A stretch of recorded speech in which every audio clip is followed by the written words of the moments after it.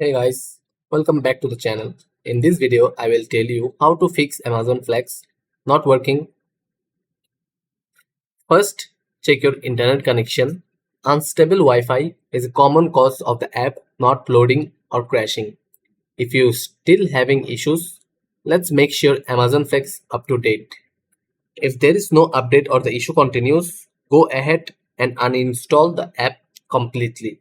Now reinstall it. You can do this from the Play Store or visit Amazon official website to get the latest version. Make sure to download the latest version or else it will still have the issues. Once reinstalled, log in back to your account and check if the issue is resolved. This usually fixes most app errors. If it's still not working, try restarting your phone or clearing the app's cache from settings.